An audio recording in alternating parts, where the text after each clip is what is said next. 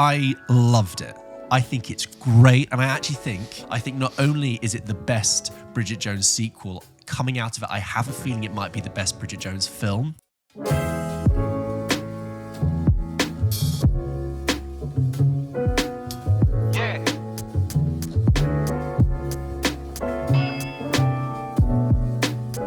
We are back. Guys, welcome to another episode of Pulp Kitchen. It's the weekend after the BAFTAs, for which we weren't invited, but we got to go to almost everything else. Touching distance, which is this is new for us, really. And do you know what?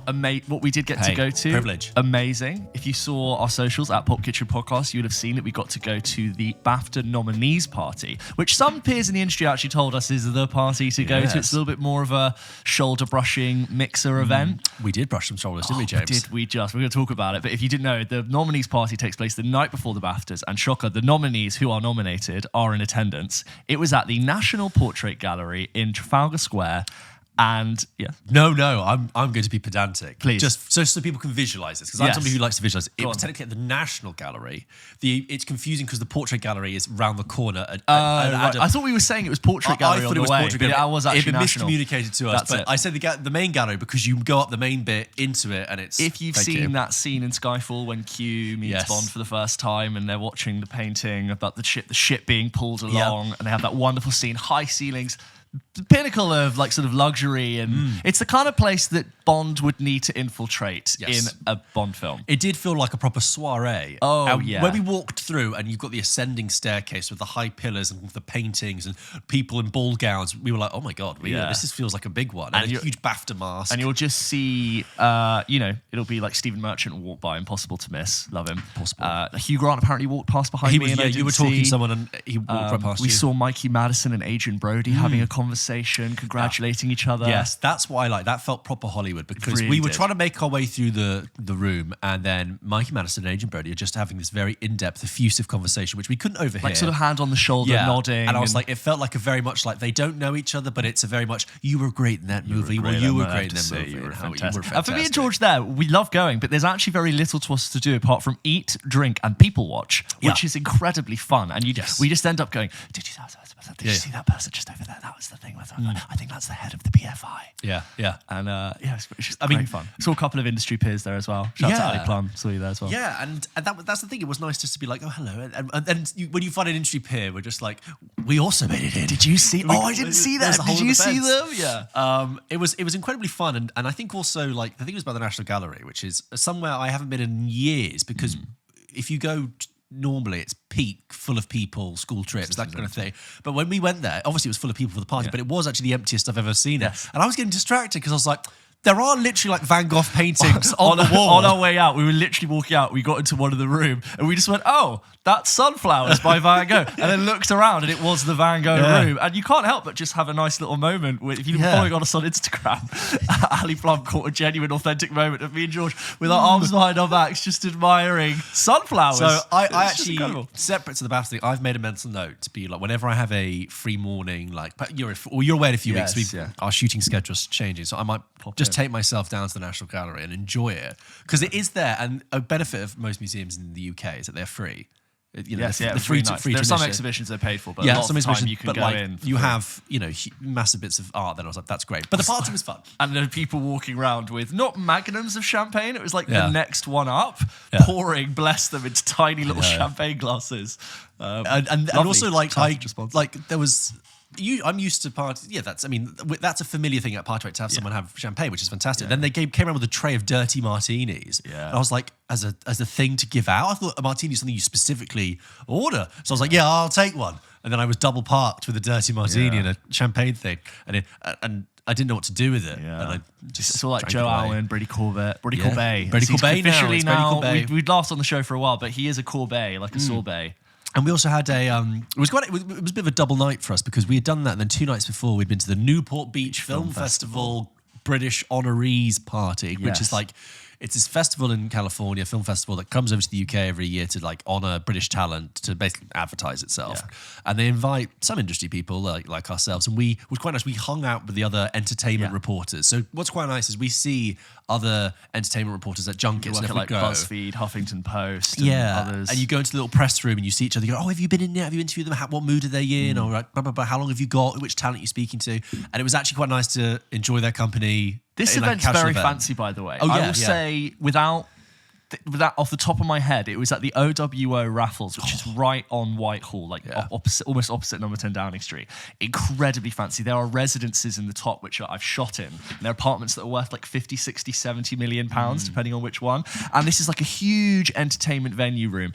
There was 2012 Laurent Perrier being served on tap. And I think those are like £300-400 a bottle. Wow. And that's just the booze. So I imagine that's a £500,000 event at the cheapest. James and I also have we're not, if you're new to the show, we're generally not this fancy. It's been a strange week. No, we're not trying to get all Hollywood on you. This is why we're talking about it, because it's not that regular for us. But we also have like a mental Excel spreadsheet in our head of the best canapes we've had at events. Yes. And I would say they were near the top. I would say, 8-9. Pretty good. An 8-9. Nice little torching little slider. I would say the Newport one maybe just edged out the BAFTA one. I think so too. You know what I appreciate when I've not had dinner? I appreciate a slider canapé because I can go, okay, well that I can get involved in. Sometimes when you just have these itty bitty lamb piece or like a cheese little crusty thing or a salmon Bellini, I'm like, I'll need 12 of those. You are a bit... and I've drunk a lot. I've seen James activate like a bloodhound where he'll see the canapés coming in the other side of the room and he'll just sort of go. Mikey Madison could be asking me out on a date as far as I'm concerned. And I'll be like, oh, lamb? The sliders! The sliders. That was good fun. It's very fun to get dressed up, and like with all of these things, me and George are constantly like, this is really cool that we get to just hang out here. And at that event, you can you don't really, but you are essentially hanging around with the stars. You can go up to them and say hi. I said hi to Amber Commod, and she was very nice. It feels like one of those events where there's almost as much talent as there are actual guests. Which is nice. Anyway, speaking of awards season and everything, last week we ran through the Oscar nominees for this year and ranked where we put them. If you haven't checked that out yet, last week, go check that out because we are still in the thick of awards season. The Oscars coming up just under 2 weeks now.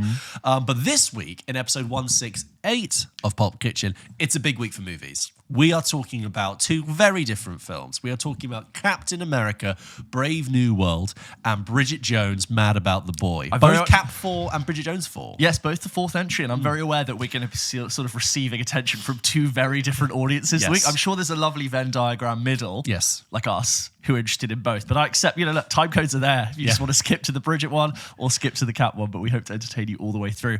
Speaking of awards, before we leave, we just recorded this episode of Double Take where we reacted to the news and all of the awards from the BAFTAs. So if you want to go and check that out, it's the best way to support us. You can get ad-free access to this show and our entire back catalogue of Double Take, which is our weekly news show. So go and check that out if you haven't already. Exclusive to Patreon. Yes, exclusive to Patreon, which is exciting. Also, we've finally seen Matt Damon dressed up as Odysseus in the Odyssey, talking about box office numbers, all fun stuff. Yeah. We also talk about John Lithgow and the rumours that he might be Dumbledore in the upcoming Harry Potter series. Lots of stuff we discussed. Like we said, head over to our Patreon to subscribe to that if you want to hear our Double Take show. So without further ado, I say we move on. Should we do it? Let's do it. Just before we start about Bridget Jones, Mad About the Boy, I think I've mentioned this to you before. But there is a detail about this film which is incredibly distracting for me. In this film, played by Chiwetel Ejiofor, is a character called Mr. Wallaker, who is a teacher at a school in Hampstead, and I went to not this school, which I think was made up. I went to a school very similar, junior school, very similar to the one portrayed in this film. Helen Fielding's son was sent to my same school, I think years below me.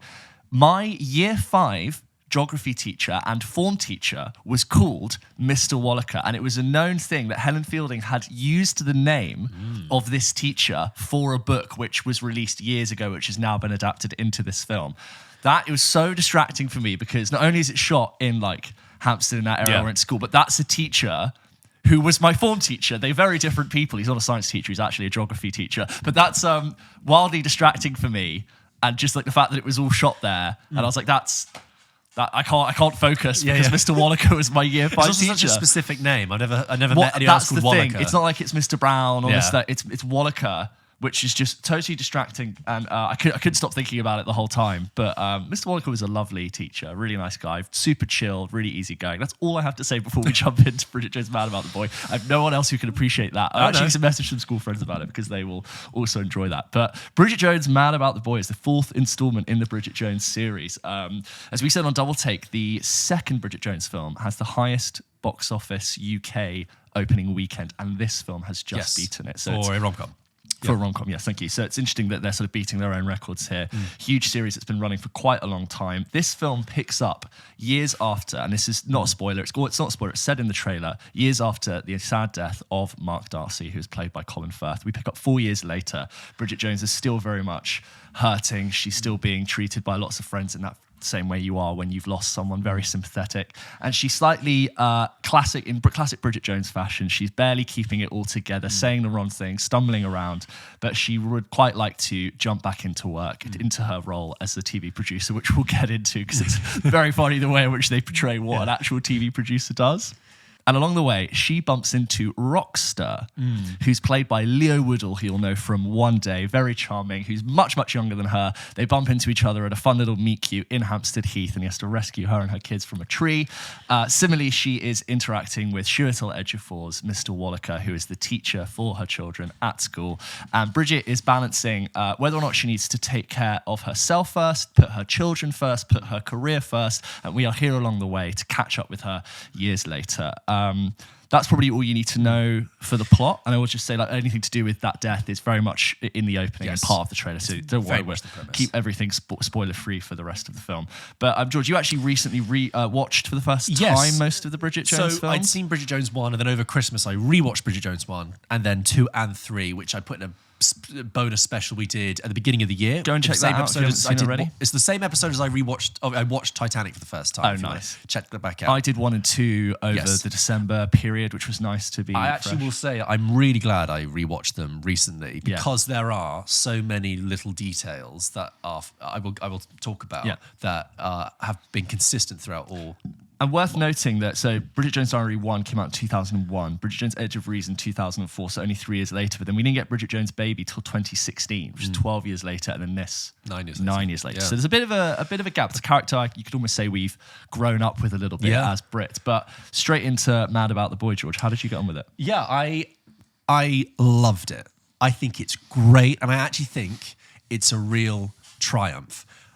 A triumph because not only is it a film that is warm and moving and funny, when I actually sat and thought about everything this film wanted to do, it succeeded in everything it wanted to do.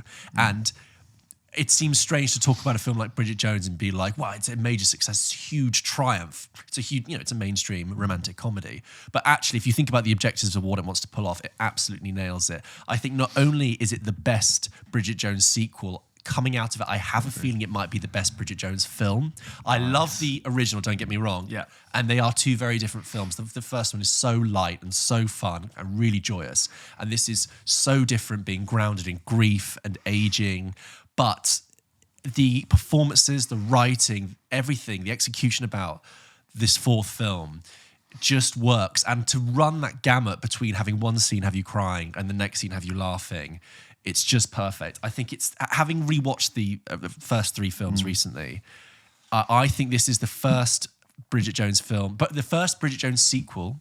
I think this is the first Bridget Jones sequel to get her right since the first one. Yeah, I watched this and I was like, this really does feel like Bridget from the first film. I have this thing where, basically, to recap, I love the first one. The second two, the Bridget Jones' Edge of Reason and Bridget Jones' Baby, I found to be quite silly, quite thin. They feel like sequels, don't they? Yeah, they feel like sequels, and they kind of turn Bridget into a very ditzy, kind of flustered, reactive character. Actually, even though Bridget is a little bit of a mess and doesn't have everything together, she's quite fun to be around. She's quite cool, and I get that. And I think it's important to say that Bridget Jones is Mad About the Boy. It's based off of a Helen Fielding book directly, which Bridget Jones' Baby and Edge of Reason I don't think were. And I think that really comes through. It's just got great dramatic bones. I love that this franchise has kind of existed for this long, because it's got to the point now where there are references and callbacks to the previous films that I think are really beautifully done. And aging this character, developing this character now 24 years later makes complete sense. There is a moment where her son wears the Christmas jumper that Mark Darcy wears at the very first scene of Bridget Jones. She goes shopping for condoms, and one of the condom brands is the Dolphin Eco condoms from the third one, which of course broke and caused her to have Bridget Jones's baby. You have returning characters like Emma Thompson's gynecologist and Sarah Solomini's TV presenter, but there are smaller things as well. You have like a couple at a dinner at the beginning of the film, or the same couple played by the same two actors that were in the first film. Celia Imrie is in one scene on FaceTime, but they get her back for that. They get Claire Skinner back as the character Magda, who is in one scene in the first film. They get her briefly back in this for one scene, and it's just, I really like that attention to detail. But I really did sit there and think this is so pitched perfect. I really did. I think it's fun. I think it's warm. I think it's intelligent. I think it's smart. I think everyone in our screening room was just enjoying it. And to say that as well, it was so busy. I'd never seen a screening room as busy in this since like peak MCU. I was away for when Wicked came out. Maybe it was the same. Or Barbie even, I'd say. Oh, Barbie. Yeah, that's true actually. But I was worried that people wouldn't settle down. I thought you'd have loads of chatters, but people really focused into this film. And I had that wonderful feeling where the whole room laughs at one moment, then the whole room falls quiet and gets emotional at other moments. I think it's great. I think it could be the best Bridget Jones film. It's interesting you talk about wondering if people would settle down, because I feel like as soon as I start, or within like 10, 15 minutes if I started watching it, I was like, whoa, this tone is completely different to any other Bridget Jones film, let alone similar to the first. There's a specific scene early on where she's walking around her house and she's hearing sort of the voices of all of the people in her life talk to her, and it's a one take that sweeps through the house and all the characters basically get masked in and out of the shot to show you that they're not really here. The tone is so different, and I was like, wow, this is really trying to achieve something completely different to all the other things. We talk about the other films being very sequely, and I think if I'm to talk very broadly about the rom-com space in cinema right now, I think everyone's really struggled to capture the same thing that rom-coms had in the noughties and the 90s. Something has changed. Maybe it's the cinematography is different, maybe the tone is different, maybe we're more cynical, but I think a lot of films have failed to recapture what made those rom-coms great, and it's probably a failure to evolve. And so this film isn't as light-hearted. It's still funny, but it's about something completely different. And I was really aware of the fact that I really felt like I knew Bridget Jones, and I felt so much more attached to this character who's loved and who's lost and who I know really well now. So I love that it's a love letter to Northwest London, a place that I grew up. There are literal streets where me and Talia had some of our first dates there, like by that tree, a place that really meant to me, like shooting at the Spaniards Inn, even though they turned the corner and were on a completely different part of Hampstead. I was twitching. But one thing I really noticed is how much this film, and the other films had this a bit, they shot intimacy in a really distinct way, not just with Leah Woodall and Bridget, but also with Darcy and with Hugh Grant. All of them, the camera stayed really close to them when they embraced, and it was like I want to get really in between these characters, which is not something that the film did before. And I felt so much closer to Daniel Cleaver, so much closer to Mr. Darcy, and so much closer to Bridget, and I had this like newfound love and respect for her, and that's just a really nice feeling to have. I'd say like the plot for me at sometimes meandered a bit slightly, and I think when we went on the geography field trip, I was a little bit like, where are we going here? How is this going to loop down? We need to connect certain characters together. I think there were certain characters whose romance was developed, and then it was all of a sudden sort of abandoned slightly, and I almost thought, hold on, that all happened very quickly. Now we're moving on to the next thing. So that was there, but it totally broke my heart a couple of times in a way that I just really didn't expect it to. And it's really different. It's trying to do something else. It's not trying to be a sequel. It's trying to really be an honorary catch up with this character, and I had a lovely time with it. When I came out, I said, I think you could, honestly, the Bridget Jones franchise could be 1 and 4. I really think you could strip out the middle two films and just watch them, and then they would make complete sense. Really, and because the other three are so fresh in my mind, those first two sequels they just are really silly. And like I was comparing the scenes, I was like, this is so much better about something real. The emotional maturity of the story, that's just what I really like. And maybe it's because we're getting older as well, but even from the beginning, Daniel Cleaver as a character is still really funny and still really sleazy and oh, Daniel, for goodness sake. But one of his very first lines in the film is even he's showing emotional maturity, because he hugs Bridget Jones. The first thing he does is like comes to help. Yeah, he hugs Bridget, really nice. And he says, "I know this is a terrible day for you," and I'm like, "That's your character's even evolving now." Yeah. And like a love and appreciation for someone you've known a really long time, and that really resonated with us. It's like, oh yeah, that's how Daniel Cleaver would behave to Bridget years because later they've known each other. line. Yeah. And I love that also, Hugh Grant is not in the film much. He's and Hugh Grant in the titles, but his involvement that's been trailed in the trailer and everything is kind of just in the first 5 minutes, and you do get more of him that isn't shown. And I'm glad that we got more Hugh Grant that hasn't just been revealed straight away. Yeah. I think Renee Zellweger was great. There was, even though obviously the premise is about Colin Firth's character having passed away, I thought they were going to slip in one more scene with Colin Firth, like one more flashback or something like that. It's very light touch. It's very light touch, and I actually think that's great. Even though part of me thought we as audiences actually haven't had that much time to see them as a family, I think that's exactly the point. He remains a kind of ghostly presence. He remains a presence that you long for. And when he's used, I think he really sneaks up on you. Yeah, but he really is used sparingly. Really like. And but the warmth that comes through underneath it, it's just this great layering of grief on top of warmth, on top of friendship, and I love that they've still got the three friends from the original. Really sweet. And they're still the same characters. Yeah, Sally Phillips and James Callis and Shirley Henderson, and they are all the same, and then they're together. And I think the film ends on a really great note, and I do think it kind of tries to draw the franchise to a conclusion, and it says this is it. This is the end of Bridget Jones' story, and I love the way it finished. I love their house as well. Well, the house is like Paddington-esque, isn't it? It's Paddington-esque, but it's like a Hampstead version of it. It's definitely fancy, but not flashy in like a new money way. It's like a beautiful house at home in Hampstead, but it's like got crap and nubbins and crayons everywhere because there's kids. Maybe, but not. Do you know what? It's sad, but it's still lighthearted and easy to watch. But I think you put it on for a very different reason than you put on the first. I think also we spoke recently about Baby Girl and how it, great that was for showing middle-aged women's sexual desire. Similarly, this is the same. This is just the same. It's not as it's not pushing trying to push boundaries like Baby Girl is, but it's still important that in a mainstream film that gets a lot of time, gets a lot of credit, and it isn't yet done in the silly, jokey way that it is in Bridget Jones's Baby. This is different. As you say, it's much more intimate. It gets much closer.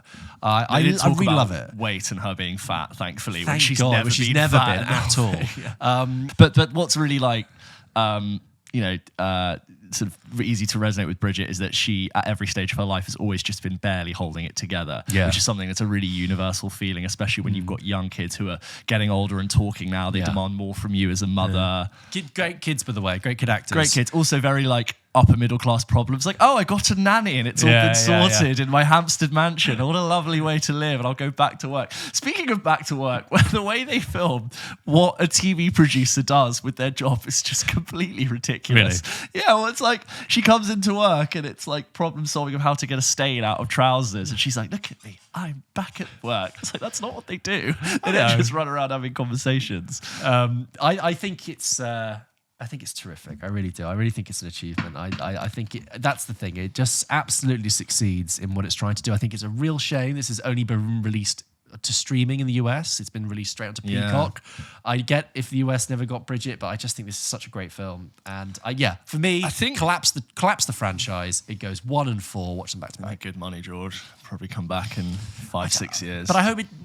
I will say, I think if you're looking for what you got out of 1 and maybe 2, which was like the love triangle and the sparky chemistry between Hugh Grant, Renee Zellweger and Colin Firth and that dynamic, I don't think that is here in the same way. But as we've said, I think the film is actively trying to achieve something very different. It's trying to tell a different story. So I think if you're holding out for that, you'll find it's missing. You'll find that the dynamic between Bridget and Leo Woodall isn't the same. It's something very different. I also like that in the marketing of the film, they've tried to position it that like it's this love triangle with these love rivals of Leo Woodall and Chiwetel Ejiofor. They're completely different chapters in Bridget's life. I'm glad it didn't go down a very generic route from what the trailer sets up to be of like, oh, she's got men on either hand, which one is she? And it's like, no, those are explored in different chapters in different ways in her life. Like a natural flow, It wasn't this sort of contrived romantic comedy setup. I think it's great, and if you're American, you listen to this and you can't see it at the cinema, go get Peacock for a week or something and watch it. But we would love to hear your thoughts. Guys, if you have seen Bridget Jones, Mad About the Boy, and you want to send in your reviews, your thoughts, your questions, your concerns, you can do by sending them in to hello@pulpkitchenpodcast.com. Just like Freddie did. Freddie writes into the show and says, "Hi lads, love the pod. Like you, I'm a casual fan of the Bridget Jones series. Cozy and fun, but inconsistent and hardly masterpieces. Well, I can't believe I'm saying this. Bridget Jones' Mad About the Boy is, I think, the best in the series. There you and go. now my top film of the year so far. Yeah, me too. Saw it last night in a packed cinema, and I've never seen such a mix of emotions in an audience, crying, laughter, and everything in between. From the opening scenes, I knew we were in good hands. The jokes came thick and fast, sadly not quite as crude as the previous installments, but the wit was still there. And it was a delight to see the full returning cast, particularly Hugh Grant, who actually had some interesting material to work with and gave a surprisingly nuanced performance. It felt that Bridget had been brought into this decade. She retains her character, but is no longer the butt of the joke, does what she wants, and no longer obsessed with her weight. Yeah, Roke said. But what impressed me most was the film's depiction of grief. My wife's mum died unexpectedly 4 years ago, the same time span as Mark Darcy in the film. So grief is something I've come to see up close recently. It's often depicted in films as sort of 1 year and then your better situation. What this film showed is that even years later, it can be a struggle, but that you learn to live with and around your grief, and you can still find a good in every day. You muddle through as best you can, and things slowly get easier. We both agreed afterwards that it was an astonishingly real depiction of grief. The first film we've seen to frame it in this way. It was so refreshing. Similarly, the way the children in the film talked about their dad really rang true. I honestly think this film will help a lot of people who find themselves or a loved one grieving. It shows that it will take time, but there is a path through, and will remind people they aren't alone. This one was so much better than it had any right to be. It's certainly no Anora, but it doesn't need to be, and I think that this amount of jokes, heart, and positive message, it should stand the test of time. And it certainly rises above the other films. Keep up the good work on the pod. You deserve every success. Freddie from London. P.S. If you choose between Bridget's house in this film and the Browns' house in Paddington, which one are you going for? I'm a sucker for the Hampstead look, so I'm the former. But I agree with you on the beauty stairs in the Browns' house, so maybe I'd nab those. They do seem very similar. The Paddington one does have great stairs, but the Bridget one seems more livable. As a space. I take the Bridget Hampstead. I know that road that was shot on. That's right off of Hampstead Heath, not far from the Freemasons' Arms. It's a lovely, lovely part of the world. I totally agree with everything you've said, Freddie. That's it. It's just it's so much better than it has any right to be. And yet when you said like, oh, it's not Anora, because it's not trying to be. It's trying to be a Bridget Jones film, and every single thing it tries to do, it succeeds. I think it's a real accomplishment, and I love it. I do. It has been one of those things. I came out of the cinema and I thought, I need to speak to people about have they seen it yet? So I messaged my mum. I was like, have you been to see Bridget Jones yet? Because it is a really, really good film. It'll be a good example to put forward as a film that's even if there have been sequels in between, it's still a film following up a film that came out 24 years later. Like, this is how you evolve and change and readapt your film for a modern audience to make it relevant and about something else. Did you worry that there were a couple of times where Hugh Grant sounded a little too much like Boris Johnson? He does a bit. There was a couple of times I thought, He is posh, though. That is kind of his. Yeah, but a couple of times it was a little too blah, blah, blah. But yeah, like but he was very Notting good, Hill, he never sounded like Boris. No, I know, but now he's older. I guess he's a little bit, sort of the lips sort of carry on. Yeah, well, very naughty lad. But it was, he has some great lines in it. Well, he's just like interacting with all the different characters, like with the kids. He's teaching them to make cocktails. It's very funny. Thank you, Freddie, for that. Go see it, guys. Absolutely love this film. And now for a very different film, Captain America Brave New World, originally titled New World Order, but then the world got a little bit more fascistic. We got a New World Order. So they decided to change it to Brave New World, written on the poster in what looks like Arial font. Bad font. Like they last minuted, had to change it. And for context, this film. Just before you do, you and me, when we were at an IMAX screen waiting for a film to start, and the font is size 3000. We're going to look at that font. Got to look at that font. It's as big as us. We're going to notice. I just thought it looked like someone had typed it out a minute before. But waiting to change it to something Should have else. had the squiggly grammatical line like in the Microsoft Word underneath it. For context, this film, Captain America Brave New World, which is the first time we're seeing on the big screen Anthony Mackie take up the helm of Captain America following Chris Evans. A lot of rumoured production troubles affecting the shoot, not just things like the strikes, but you have had multiple reshoots apparently, going way over budget, rewrites, characters introduced, reshoots, everything. And you know, the signs weren't great for context, and changing the title is just one thing that's part of that. In terms of the MCU, where we are at the moment, so it's been a tricky few years for the MCU. The past few years, people have sort of walked away from it, diminishing returns at the box office. I think the Marvels was the lowest thing that they had in 2023, and at the end of 2023, Marvel said, we're only putting out one film next year, we're going to rest it for a bit, and out they put Deadpool and Wolverine, which was a huge financial success, but really wasn't, we talked about this on Double Take, it's not it's almost not a film. Yeah. It's a kind of sidestep, lateral move that has great moments. It's like a rock concert. Doesn't really not a progress film. the story. It more just celebrates some bits, allows Daredevil to do his thing with the MCU toys. Daredevil? Daredevil. It allows Deadpool...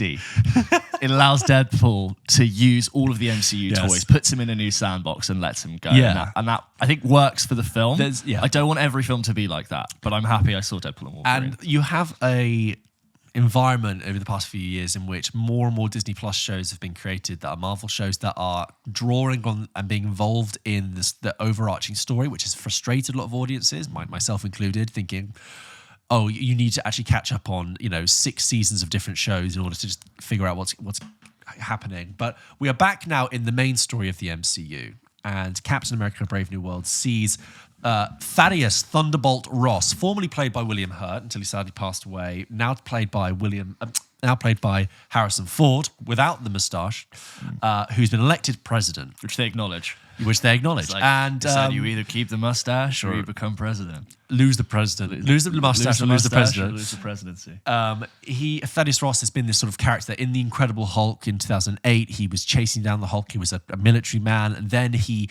sort of oversaw the Avengers, brought in the Sokovia Accords. He's sort of been the thorn on their side, but he's been in the background. Anyway, now he's the president.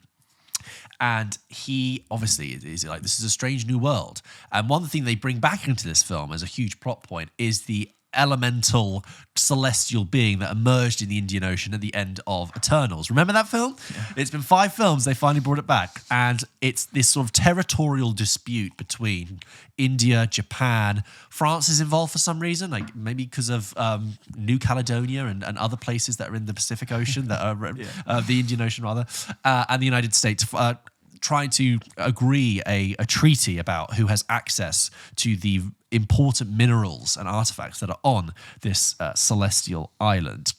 Meanwhile, formerly Falcon, now Captain America, played by Sam Wilson, played by Anthony Mackie, is doing sort of covert operations for the US military, which some people say you shouldn't be doing that. You're not a soldier. You shouldn't be involved. You shouldn't be working for the US government.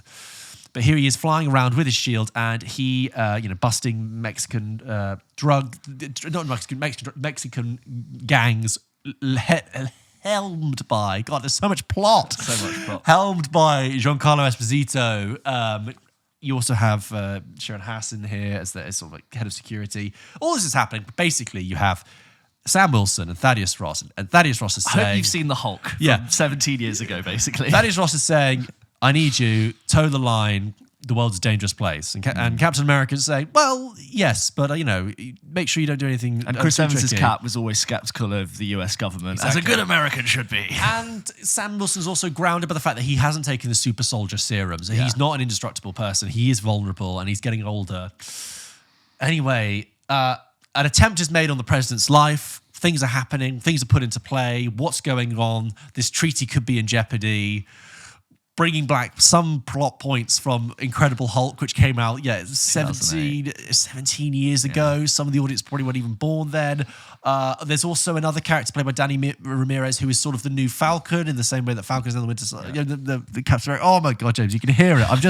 I'm tripping over all the names and everything. Take me back to Bridget Jones, please. Anyway, that is the plot. Yeah, right? I think you've got enough there. That is the setup. Captain America, Brave New World. Yeah. James. Overall, I think the film is quite mediocre. We're in a weird place given that we have sort of allowed our Marvel appetite to resurface a bit. I was looking forward to coming back into this. I was very aware of the production issues, so I think I was watching it aware of the fact that this might not be a 10 out of 10 slam dunk. I'm going to start about what I like about the film, what I think the film does really well. First of all, Anthony Mackie, I really liked him as Captain America, as a new Captain America in this. I think he's really great. What I loved about Chris Evans' Captain America, especially towards Civil War, which is one of my favourite MCU films, and into Avengers, he really was carrying the weight of a tough decision on his shoulders. And I saw he was conflicted, and he became one of the less interesting super-powered superheroes, but became a more interesting character. I see that same conflict in Sam Wilson, and I really like that. I love that he hasn't taken the superhero serum. The fact that when Sam Wilson gets into a fight with someone, he is genuinely being thrown around, and if he gets hit, he's going to get hurt. And that's such a welcome, refreshing addition to the fights in this film. And I'm like, yes, I'm concerned for you. You will not recover and bounce back in the same way that almost every other superhero will in the MCU. And, you know, there's no spoiler that, you know, it's very prominently featured in the marketing that Red Hulk and Captain America are going to have a fight in this film. When that moment happens, the Hulk is really wonderfully menacing and terrifying, and he's jumping 5 kilometers at a time and chasing after him. And I really feared for Sam Wilson. I was like, God, you are under threat here. And that's not something I felt for a really long time within the MCU. Another thing I didn't expect was that Harrison Ford, not only in this film, but very prominently, it's not a handful of scenes. He's in a lot of this film. He's making decisions. He's in part of the conflict. And I'm so glad to see Harrison Ford doing his Harrison Ford thing. And I would say he doesn't phone it in at all. He really is committed to playing this role. Totally. I'd say it's almost a split screen time between Harrison Ford and Anthony Mackie. And it's great to see Harrison Ford's, you know, shocker, is quite a good actor who I enjoy seeing in lots of films. Speaking about prominently featuring the Red Hulk and Captain America fight, for me, because that was such a clear part of the film's marketing and it was always going to happen, the film held me in almost no suspense for that being in the finale, which is a shame. I think it was almost built in the film like it was a spoiler moment that may or may not happen. Like he's resisting this urge through complications with gamma exposure as to whether or not he will Hulk out and be Red Hulk. And I think it would have been more fun if we didn't know that Harrison Ford was going to be a gamma monster. But unfortunately, that moment's there. So when it comes, don't get me wrong, I thought the fight was very well executed, but it held me in no suspense. The plot itself, to do with international politics and the acquiring of minerals and manipulating people from afar, though fairly engaging, the question that has always sort of percolated throughout the MCU of where is everybody? I wonder now, with 30 plus films into this, it's going to get a little bit worse. I worry that the very grounded Captain America films we've had are no longer as suited to the MCU because of all the amazing supernatural things that have happened. I like that it's boots on the ground sort of filmmaking again, but I wonder if because we've gone to the edge of the universe and back again and warped through time, does this hit in the same way? Does it start to feel strange? I'm not sure I have the answer. The thing about this film is that it's very clearly been saved in the edit, but we can really see that it has been saved in the edit, and that's where, unfortunately, this film really lets itself down. You can see some very bad use of green screen. People have been clearly taken back into a moment to film a piece of dialogue, to stitch something together. I feel like this film starts and it could have gone... It's like I saw the start of 3 different films and we chose one of the paths and went there and decided to do that. It's not an awful, unpleasant watch. I just think it's very mediocre. Sits in sort of the lower half of the MCU films for me personally. So I didn't have a bad time. I think it screams of production issues, which is a shame. Yeah, I mean, I think I enjoyed it slightly more than you, but that's I need to contextualize that. I'm so checked out of the MCU. I've so little invested in it that... You know, going to see this was like, I just had no skin in the game at all. And I was very aware of the production issues and everything. First of all, for a film that has had as many production issues, as we say, it is a miracle that we can watch it at all. It's watchable. It's definitely not the worst MCU film. You can tell, you can see the gaffer tape on some of it though. On some bits, yeah. But I would actually only say towards the end. I would say for the most part, I was like, this still has... verisimilitude. This still works. Actually, I didn't see the cracks until towards the end, when there's a couple of bits like, my God, you just whacked up a couple of lights quickly and had to reshoot something there. I don't know. I think I enjoyed it a little bit more. I like the fact that it's a bit more, as you say, boots on the ground, a bit more grounded. It has a bit of a mystery narrative about. You know, I like the kind of international geopolitical stuff, which in other hands could be really boring, but I was just like, who did do that? And why were you messing up the treaty with Japan? All that stuff. And I quite like it. It's a lot of people, excuse me, can I take you, Mr. President, into this room and have a conversation with you? I quite like that. I really think Anthony Mackie is trying a lot here, and I really feel for him. He's really put his heart into this film. I think Harrison Ford, again, is trying good stuff. And you know what? The fight scenes, not just with the Red Hulk, but the scenes of Captain America flying with the wings. There's one particular sort of over the ocean action sequence sort of halfway through. I loved all of that. It's quite Top Gun. Really good. Yeah, it was like Top Gun, but with Falcon. I really liked that, and I thought it did really well. I can understand if you are more invested in the MCU and you're expecting greater things, you will be disappointed. But I was surprised at how watchable I found it. It is only just under 2 hours, which is a mercy. Yeah. I hadn't seen Falcon and the Winter Soldier. I didn't know what was going on with all that kind of stuff. Forgotten. But it's lightly touched upon.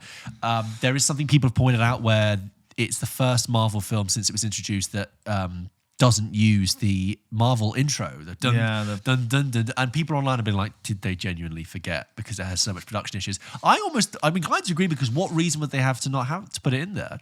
What reason would they have to take that out of that? That is their studio sometimes logo. they have it in with different sound. Different If sound. they don't want to, But they want to always- start the film on a different. They don't want to have the fanfare, right? No, but like, even with Endgame, which begins with Hawkeye's farm, it happens later on, right? It happens. It's still after the first scene. Yeah, after the first scene, but like they don't even use it in this one, and I'm like, have they rushed the edit so much? They forgot to. Did someone not export it with the timeline? The little thing in there. Yeah. I think it's mid-tier Marvel for me. I think it's mid-tier. There are far worse films. I think Quantumania is terrible, and like Eternals has issues, and Shang-Chi I thought was even really boring. I didn't like Doctor Strange 2 at all. No, you didn't. I think this is perfectly watchable. Don't expect too much. The MCU on the whole should and could be doing better, but it's not. I don't think it's a train wreck, a disaster, as some people have been saying. I feel like MCU fans listening right now will most likely have seen it or already have their tickets to go and see it. I would say if you're undecided, just wait until... I actually wouldn't go and buy a ticket to see it in cinema. I would say you're very happy to just wait until this comes out on Disney Plus in a couple of months and you watch it in your own time. I wouldn't run out and grab your mates. It's not essential. There are no huge revelations to progress the story forward. So go and see it in your own time. Every time it would do something kind of interesting with like the mystery plot, it would then do something kind of silly with the Tim Blake Nelson character. Which is a villain that sort of... Sometimes I thought he looked really scary with his green eyes in the shade, but like with a lot of things, the more light you shine on them, the more they seem to slightly fall apart. We talk about, like I said, like it feels like maybe 3 film ideas were sort of starting in the beginning and they chose one. Sometimes I feel like there were such insane plot holes for his idea, which is meant to be so well calculated and thought out because he's incredibly smart, and like Doctor Strange, he can see all eventualities, but he doesn't account for some very obvious eventualities, Captain America intervening and trying to stop you. Oh, you're right, it's like you put all of these lot of things down, but you didn't think that would happen. So I don't know why I'm like feeling for it. I don't want to be too harsh because I know there's been production issues. I think it's because we can tell that like I think Anthony Mackie really cares, and like he's great in it. He is really good in it, and like it's because it's trying to like just about survive and come work together. I can kind of tolerate it, and I think it's because if it hadn't had the production issues, even with the story, it's got ingredients of a better film in there. I also feel like unlike Quantumania, which I thought was just like flawed from the very beginning, does not work as an idea. And the casting of Harrison Ford, even because they lost the previous actor, it's like, yes, you could have you've chosen a very particular screen presence there. You could have gone for someone smaller, less well known, cheaper. Yeah. But having Harrison Ford be the person opposite Cap in this is like quite an interesting decision to, I think, draw people to come and see it. And having the Red Hulk thing, it's like, yes, it's like teasing a boxing match. Yeah. If you're not going to come for the plot, come and see these two people punch each other and see who wins. That's kind of where they've gone with it. A couple of emails on Captain America. Ellie writes in and says, Captain America, Brave New World thoughts. Good evening, boys. Hope you're both well. News reporter voice. I'm coming to you live on opening day at my screening of Captain America, Brave New World. I've designated myself the unofficial Pulp Kitchen MCU correspondent, so I'll try and keep things brief, but I doubt it.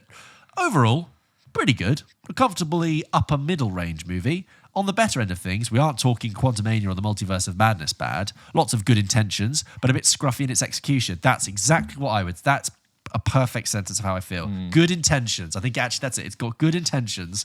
It's just scruffy in its execution. Anthony Mackie and Harrison Ford are great. I have to give a big shout out to Carl Lumbly, who was still So fantastic despite his small amount of screen time. Some characters proved to be a little unnecessary, as well as some plot bits. The stunts, as well as the CGI, was a mixed bag. Overall, I feel it had aspirations of reaching the likes of Winter Soldier and Civil War, which are arguably many people's top MCU movies, including me, but couldn't quite get there. There are good parts to take towards the next Avengers movie and some that can be left behind happily. Sending love, Ellie in Birmingham. P.S. In terms of Marvel releases this year, my most anticipated has been Swapping, but after the latest trailer of the Super Bowl, it has to be Thunderbolts. P.P.S. Bit of a deep cut for you boys, but my favourite hero is Moon Knight. Okay. Have you ever... You are the one person. Have you ever considered watching the series on Disney+? It's a little messy, but as I've said before, it really brings fresh aspect to the MCU, and for me, there's potential for a second series. Honourable mention to Werewolf by Night as well. Look, Moon Knight, I started tried, Moon Knight, and I too. just was like, it wasn't interesting. Don't like this. Not going to get into it. It's one of my favourite actors, Oscar Isaac, I know. in it. That was when I was just like, this. I don't think the MCU works as a TV series. Yeah.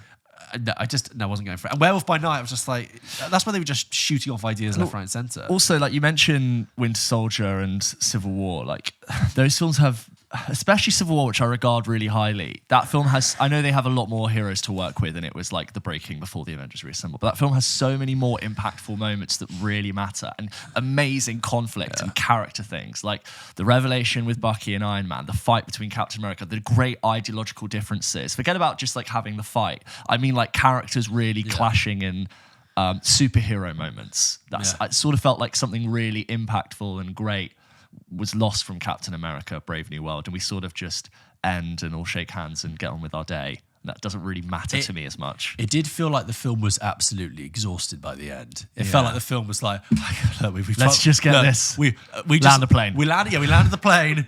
Is that enough? Let's just get the passengers off, get the bags done. Let's try again for Thunderbolts. Meet back at Fantastic Four. Cameron writes in also about Captain America. Subject, sad new world. Oh. Dear George and James, hope you're both having a lovely 2025 so far. Thought I'd write in with my thoughts on the new Captain America film, having not long left the cinema. I have to say, sadly, I'm in agreement with the growing consensus. The film is at best meh. Brave New World is somewhat ironic title, as nothing in the film is brave nor new. Largely generic. Every other line of dialogue, a tablespoon of exposition, and the action sequences akin to the Marvel Netflix shows. That's not one, but two corridor fight scenes. Yeah, the corridor fight scene thing has to stop. It's done way too much. Daredevil TV show did it, and it was cool. Now we need to sort of move on. And The Raid was doing it before it was cool. It's no longer going to impress me. I thought the concept of the villain was interesting until it inevitably dissolved into your Sainsbury's basic, I'm a bad guy doing bad things because the script says so. And the Thunderbolt Ross arc was somewhat endearing, but also, was it? Giancarlo Esposito was wasted in my opinion, and I even thought Harrison Ford was a little lukewarm. I agree with Giancarlo Esposito. That clearly there's going to be more to happen there that just we never materialised. I thought Harrison Ford gave a good run at it, actually. To give some credit to it, there were funny moments, and the VFX weren't the worst, but not the best. My favourite moment was the end when it was over. Sorry to be negative. I always go in hoping for the best, but this just wasn't it. Big love, Cameron. This is not the grand return to the MCU after a long break. Don't expect like a huge refresh, a new look, a new feel, a new tone, a new writing direction. It's not that. You know what it is? It's like you're really hungry for some more MCU, and realistically, the next meal you're going to get is the Fantastic Four. Yeah. This is like a pack of mini cheddars, yeah. which are fine. It's a snack on the bus. It's not going to really fill you up. You know what it's like when you're on a plane and they come around, they're like, food's going to be in like an hour. It's the pretzels. Little pretzels. Well, you're like, I probably wouldn't eat these in normal circumstances, but like they're tangy and I'll just take them, and the packet's maybe a bit smaller than we would have liked, but yeah. Totally. I'm slightly concerned that people are hanging on Fantastic Four Brave New World a little bit too much. Fantastic Four First Steps. Yeah. First Steps a little bit too much, because it's like Thunderbolt's still a big question mark, depending on your taste and how you're receiving that trailer. And everyone's like, Fantastic Four, looks so original, looks so sharp. And I'm like, are we sure? Are we hoping? What if are it's we not, holding too much hope? Well, if it's not that, then what is it? I don't know. Really, I mean, just very realistically, could just be like another more. One more email on Captain America from Daniel, who says, "Hello, James and George, Dan from Brisbane, Sydney." Dan from Brisbane, Australia. Guys, I'm a little bit ill, so my mind is everywhere. As you can tell Brave New World. From the intro I did earlier. Dan from Brisbane, Australia, writing in again. Hope you're both well. My partner and I recently saw Captain America Brave New World, and our feelings were surprisingly mostly positive. There you go. We were extremely nervous for it. And I'm there just being extremely nervous. I can't. We're back. I can't. What are they going to do? After hearing such bad things online, however, we were pleasantly surprised. It excels at making Sam Wilson's version of Cap distinctly different from Steve and cementing Mackie as the new Cap going forward. The shift in combat to be a more aerial focus was incredibly fun to watch, dodgy CGI aside, and his internal struggle of not being Steve was compelling.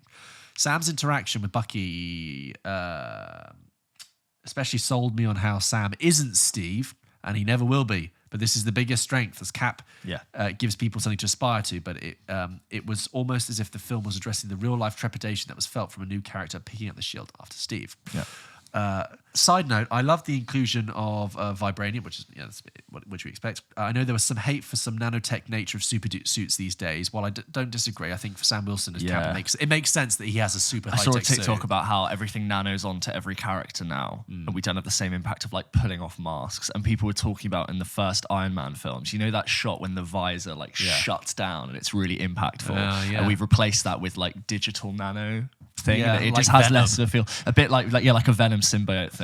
The Winter Soldier Civil War vibes were felt, and while it never reaches the height of those films, I was compelled by the mystery for the most part, and really felt for Isaiah in particular. I only wish that the Falcon and the Winter Soldier TV series was Captain America 4 in order for it and Brave New World to really shine as a double act.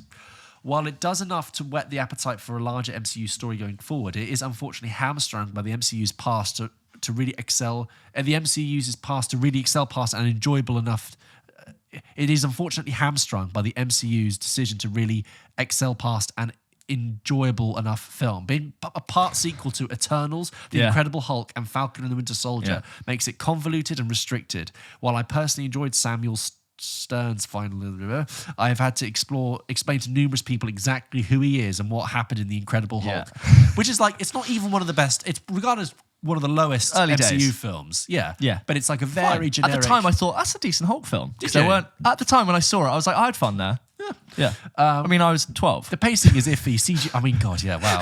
The pacing is iffy. CGI is sometimes horrendous, and the film as a whole reeks of reshoots. But despite all of these flaws, we still found ourselves enjoying it. All in all, watching Captain America Brave New World was like ordering ice cream with mix-ins for the first time. The individual pieces sound lovely, but don't come together in a cohesive way that complements each other or the bigger picture. But for someone like myself with a sweet tooth, I still quite enjoyed it. Thank you all for your work. I've been a listener since single digits. Nice. Thank you. I recently made the jump to double take and have binged the back catalogue.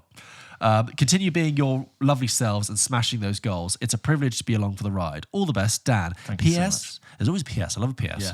My partner and I are doing an MCU rewatch so that we are ready for Avengers Doomsday in 2026. Fun. Should you ever feel like you need more Marvel content, unlikely I know, I'd be happy to share my thoughts on the state of Marvel and how things have changed. I think my main problem with Cap 4, as I said, is it not holding me in suspense. So I'm watching the film play out versus wondering what's going to happen. And I was quite convinced I wasn't going to get a plot point that would make me wonder anything more. It's like I knew we were building towards Cap and Red Hulk, and it happened. It was an enjoyable fight, and it just sort of fizzled out like a sparkler. Sometimes you just watch it, you go, it's going to go any minute. Zoom. And then it goes, I see what you mean, bright for a bit. And and then it burns out. And then it's done. And you go, is that it? Versus and I'll say it again, the ending to the best Marvel films that are like, whoa, look at that end. I didn't know. God, they've gone somewhere here. I think also one of the most boring and post-credit sequences ever. Yeah, we're going to talk about it in our spoiler conversation, which will be out soon. So this is all spoiler free, as you can tell, but don't worry, we will talk spoilers and ramifications for the future of the MCU in an episode later this week. But that is Captain America. Again, if you have more thoughts on it, please email it in and to hello@pulpkitchenpodcast.com, which we will go through off more emails in a second. Let's do it. George, should we go through some of the emails that we get sent into the show every single week? As always, guys, if you want to send in your thoughts, your questions, your concerns, your reviews, you can send them, of course, as always, into hello@pulpkitchenpodcast.com. Or you can support us at the VIP tier on Patreon and have priority access to have your email read out on the show, just like Owen did. He's back. He says, hey guys, it's time for another list dilemma. Thank you for taking on the Ridley Scott list. Loved James's pick for Matchstick Men. Yes. I can also see how Gladiator has become a bad choice post Gladiator 2 release. Yeah, it got the stink for me. I think it is a great film, but I get you. I'm still, We did Owen's list at the end of our Emilia Perez special a few weeks ago. Go check that out. Over the last 2 weeks, I have seen Wild Robot, which was fantastic. Great movie. My stepson warned me I might cry, and he wasn't wrong. What a beautiful film. Amen. I got around to seeing The Order, which really surprised me. Go and check out George's review from couple of months ago. Yeah. Sorry. Well, yeah, go on. What solid performances from Jude Law and Nicholas Hoult. Such engaging storytelling. Can I just say on The Order, which is about a FBI agent trying to stop a neo-fascist group in the 1980s. When I reviewed that at the beginning of January, I said, it's okay here and there, but the main thing is that it's really scary because it's so prescient and still very relevant. Yeah. In the month since I watched that film, the amount of right-wing fascist things that have happened and are in our media, Kanye West, Elon Musk. Yeah. And now when I think about that film, I go, wow, it's even scarier. Yeah. It's made that film bizarrely better in a space of a month. It's same thing quite I say about The Apprentice. I'm like, that film is better now that Trump is back in the White House. Yeah. It's like a horrifying real life irony to that film, where it's not as good as if he didn't make it. So thank you, Donald. For films. No, I know what you mean, but yes, the same thing with The Order. Goes on to say, the current TV shows I have going on are Prime Target, which looks fun with Leo Woodall. Yeah. The Night Agent. I've heard some people say miscast. Don't believe him to be a maths genius. Oh, okay. Interesting. Okay, I'll have to see it for myself. The Night Agent, Netflix, Paradise, Disney Plus, and High Potential, Disney Plus. With your next film list dilemma, I thought with Captain America Brave New World hitting cinemas, why not create the top 5 list for the Marvel Cinematic Universe films? Rearrange, add in, or take out to improve the list. You have given your top 5. And you said Iron Man 1 nearly got in ahead of Black Panther, but your number 5 is Black Panther. Your number 4 is Guardians of the Galaxy 1. Your number 3 is Captain America, the Winter Soldier. Your number 2 is Infinity War. Your number 1 is Endgame. Okay. So it's a lot of thoughts here. So I think I can give mine straight away. Go on, you go. I would say, always number 1 for me, Guardians of the Galaxy 1. I really love that film. Yeah. I think it's probably the only MCU film that I like, cherish, defend, happily rewatch multiple times. I think that's a really great movie. Number 2, I would say, and it's kind of Endgame, Infinity War, but Endgame because I think that is actually a real achievement to be able to pull that off. The more I think about being able to tie up like an 11 film franchise by that point, or 20 film franchise by that point, it's like crazy. I think it lands really well. It's such an achievement and it's great fun. After that, I'd say number 3 would be Infinity War for the scale of it, for bringing all the toys in the toy box. It's just so much fun. Then I would say number 4 would be Guardians 3, which I love. Yeah. Same reasons I love Guardians 1. Not quite as good, but like still love it. It's got heart. It's got great moments. And then I would say number 5, either Avengers 1, although I haven't watched it for such a long time. And it seems such a different era. It's totally different era, but it's still great. And then if not that, I would probably say maybe Winter Soldier. Yeah. So I'd swap out Winter Soldier and I'd put in Avengers 1. Okay. Because I think Avengers 1, if you cast your mind back, was a really special moment. Yes, it was. And there are so many. They have really brilliant layered dialogue when they're all fighting on the Land Cruiser in the air. Yeah. And when they fight, but then they come together. The moment when the Hulk's like, "You want to know how I always things?" Like, "I'm always angry." Like, what an incredible moment. The first moment you see those characters on the screen represented the promise of what the best of MCU was. So I still think. Yeah, I think Infinity War and Endgame, true to everything you said, deserve to sit at the top. The fact that they work is incredible. Said in the review, I think Captain America: Civil War is the most fun one to stick on. Yeah, I really like it. Yeah, I don't remember it being fun. I don't remember. I watched it in the cinema and I've never been interested to go back because I remember a lot of boring boring stuff to do with Wakanda Sokovia Accords and the Sokovia Accords and Chadwick Boseman staring into the middle distance going, "This is the thing you have to remember about my country." Yeah. And I remember thinking, God, I found that quite dull. Yeah, no, I like it. I think it's really good fun. I like what it did to the characters and how much it mattered. And it was like essential viewing. You needed to see it. It's like if you had to strip down the MCU to its bare bones, you'd have to watch Civil War to understand Infinity War and Endgame. So I really like it for that. Guardians of the Galaxy 1, I agree. I think that's a really, really fun. I think it changed the MCU forever. Yeah. We've talked about this before. The comedic tone ran through every Marvel film from beyond that. And then at the time, I thought Thor Ragnarok was really funny. Yeah. I think I rewatched it and found it less funny, and I think Love and Thunder has put a stink on Ragnarok a bit for me. Yeah. Because that really wasn't to my taste and went too far on the pendulum for making Thor a silly character. I agree. It's weird. Ragnarok was exactly what Thor needed. Yes. And then it was all of a sudden everything Thor shouldn't be. No. Isn't that interesting? They doubled down on it and did it again for Love and Thunder. They shouldn't have done. Yeah. Also, I remember Loki as a character being really weak in Ragnarok. And now we're 2 seasons of Loki later. Which is a great show. Great show. My understanding of, and my appreciation, my perception of Loki as a character is so much more rich. Yeah. And going back to see him in Ragnarok, where he's I don't think they know quite what to do with Loki in that film, and I don't think Tom Hiddleston knows what to do with it. It just hasn't aged for that respect. Sorry. Your top one. Okay, so I think I'll go Infinity War Endgame. I'm happy for either to take the thing. Then I'll go Civil War. Right. Guardians, Avengers 1. Great. This next one is from... Okay. Yeah, was it you? Yeah, sorry, you go.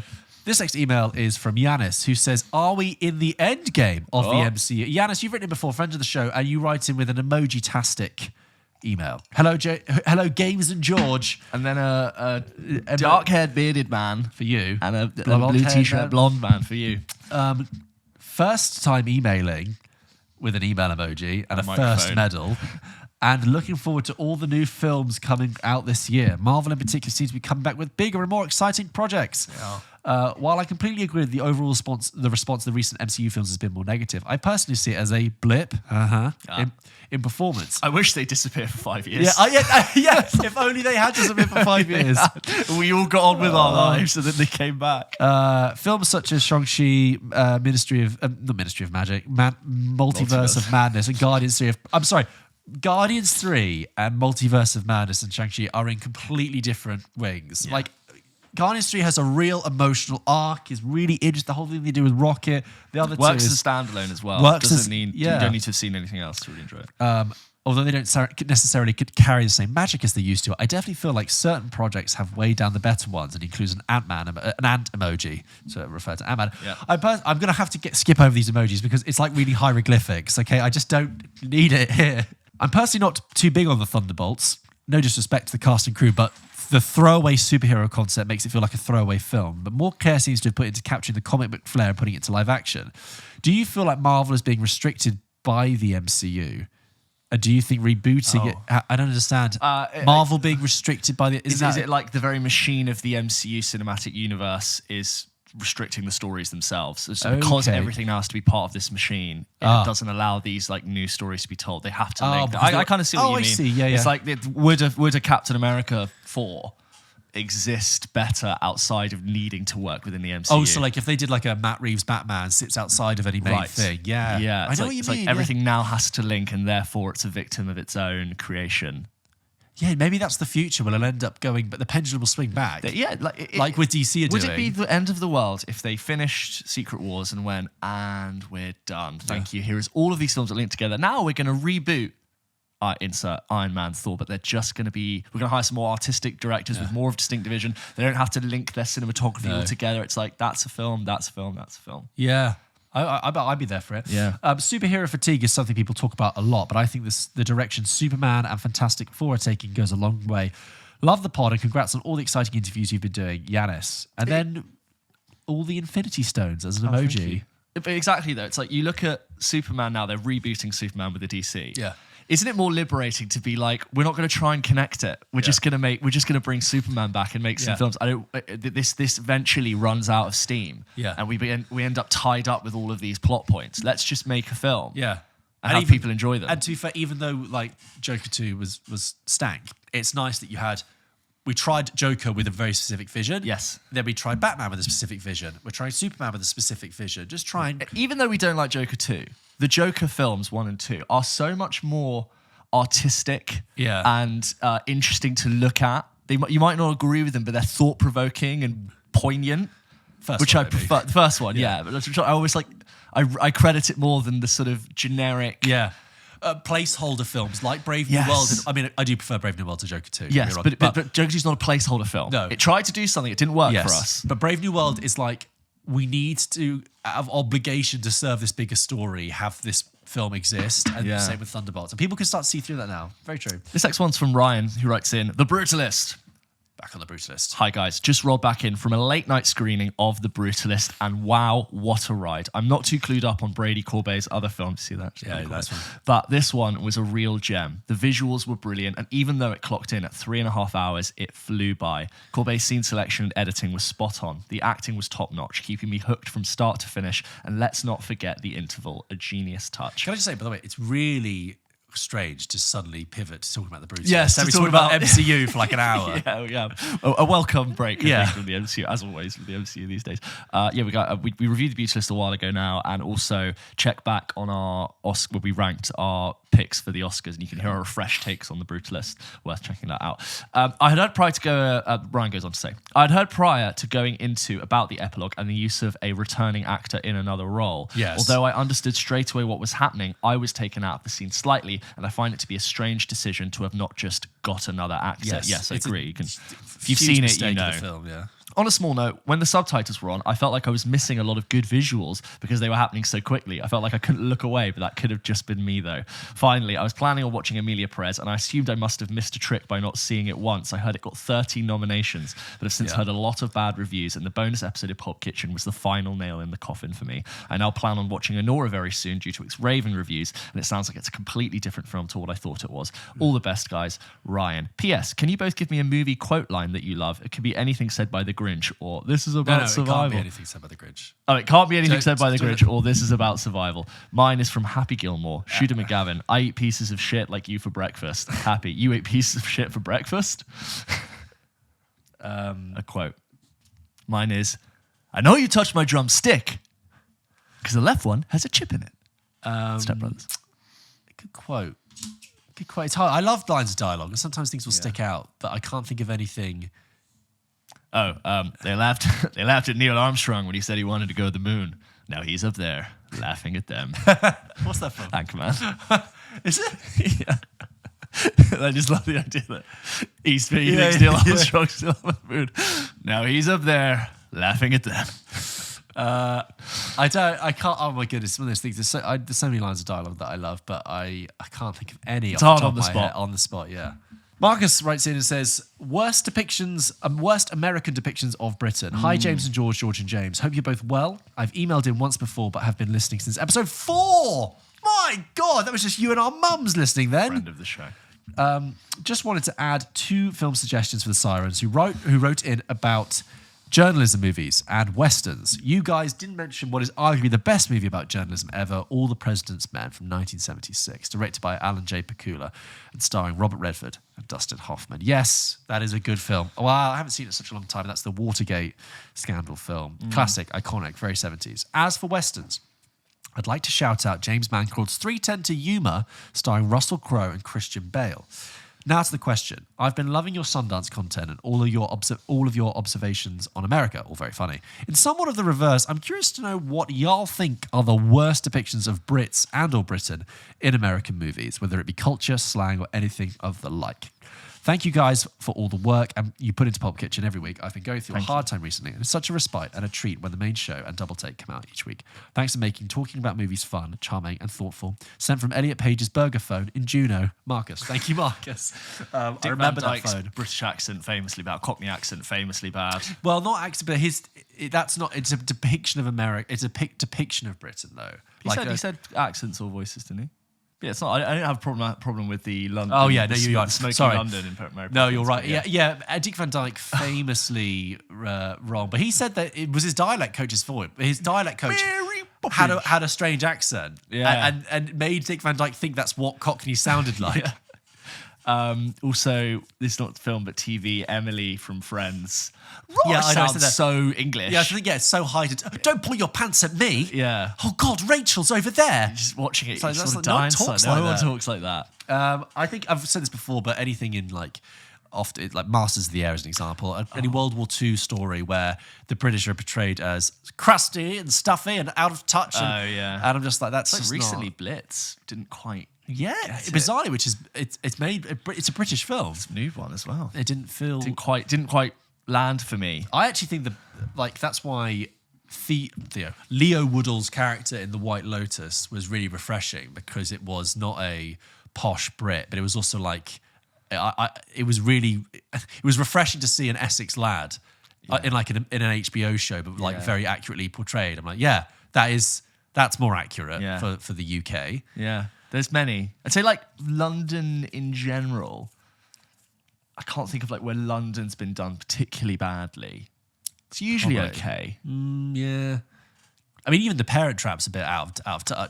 Very out of touch. Yeah, because it's like it's a fantasy. That I film, know, but like, it? so she's just like extortionately rich and like fancy and has a butler and what? It would have been so great to have come up in the 90s to have bought property and just like built a career. I still think even the 90s, that's like wishful film. Yeah, it's a Disney film, isn't it? So, thank you, Marcus. Shreya writes in and says, "Hello, George and James. As someone who is single this Valentine's Day, I decided to check out Love Hurts to hopefully get a sweet surprise. However, this movie was perhaps the greatest disappointment and disaster I've seen in a while." So this is the Kiki Kwan movie, right? That we didn't catch. If you'd like to torture someone, I'd recommend gifting them tickets to this movie. I was so upset because I love Kiki Kwan, and to see such a good comedic and talented cast be forced to recite horribly unironic dialogue was pure pain. What are some of your best and worst rom-com films? Best, Shreya. Best, When Harry Met Sally. I'm adding Bridget Notting Jones' Hill. Mad About the Boy. Bridget Jones' Mad About the Boy could definitely sit up there. Yeah, I mean, I do love About Time, actually. Yeah, About Same Time's thing, really adds good. poignancy. But About Time really developed a huge fan base after its release. It was like popular, but when it was like sitting on Netflix, I really remember like social media really catching on to About Time, stuck people around. putting it on the top of their lists. Bad ones, I mean, where'd you begin? I mean, endless. Final email from Max, who writes in about seasons in cinema. Now, this is a topic we've touched on before, but it's a short email. Hey guys, hope you're well. In January, I started my PhD looking at the 4 seasons on screen. As I've only started my database of films to cover, it's still quite small. I was wondering whether you have any suggestions for films I can add, whether they be spring, summer, autumn or winter. We had this conversation like a year ago. I'd say we'd have to go back and listen to it. We addressed this in depth about what maketh a spring film or an autumn film. Weeks after people being like, no, I think this is more of an autumn film. I would say go back a year. I'm pretty sure it's about a year ago. We had conversations like that, Max. I will divert you to the archives. Well, those are all the emails that we had for this week. Thank you so much for sending them in. As always, if you wanted to send in your reviews, your questions, your thoughts, your concerns, you could send them into hello@pulpkitchenpodcast.com. We will read them out on a future episode of the show. George, should we move on? Yes, to the end of the show. Let's do it. James, as ever, Pulp Kitchen ends with a game. A few weeks ago, you remember I asked you to guess the films from the fictional president, right? Yes. Remember that?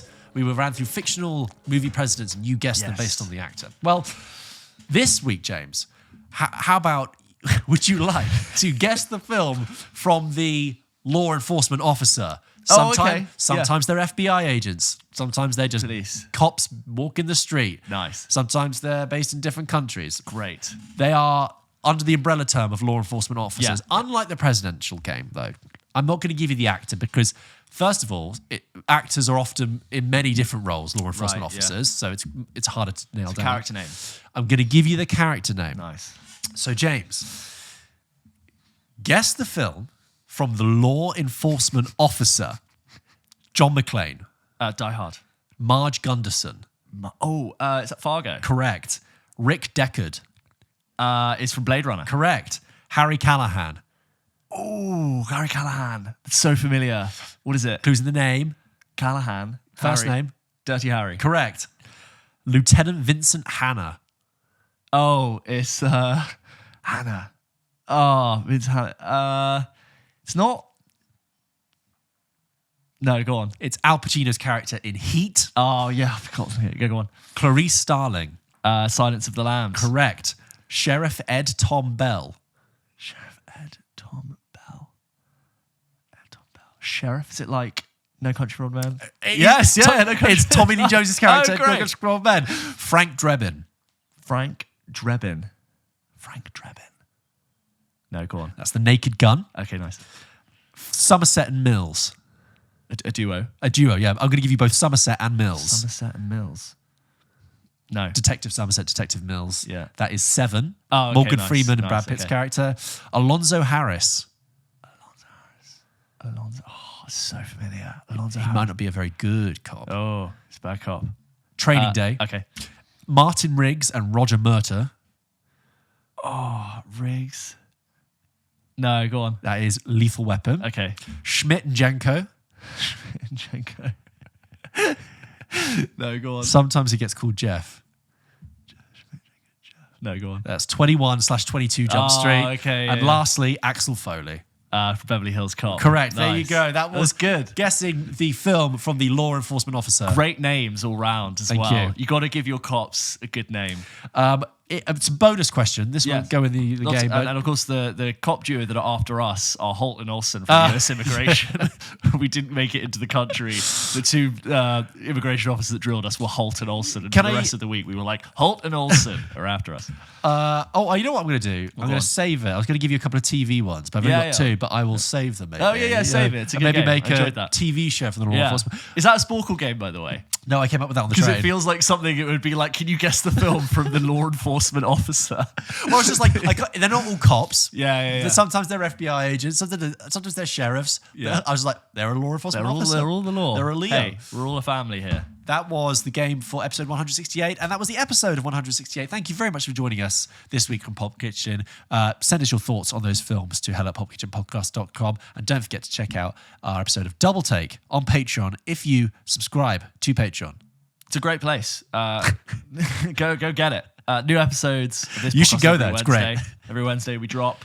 Got extra content coming throughout the week. We've Don't got a forget- bonus. Sorry, yes. Yeah, that's it. We've got a bonus. We're going to be doing a spoiler cast for Captain America Brave New World, just going through post-credit scenes, some little loose ends, some theories leading into the Avengers film. So if you're into that and you want a little bit more Marvel, go and check that out. That'll be out soon. Please continue to follow us on social media as well. We're posting lots of film bites, interviews with people on the street, which is great, and also events we go to, and just lots of fun clips from the show. Have a great week, guys. Thank you for joining us. We'll see you next week. See you next week. Bye. Bye.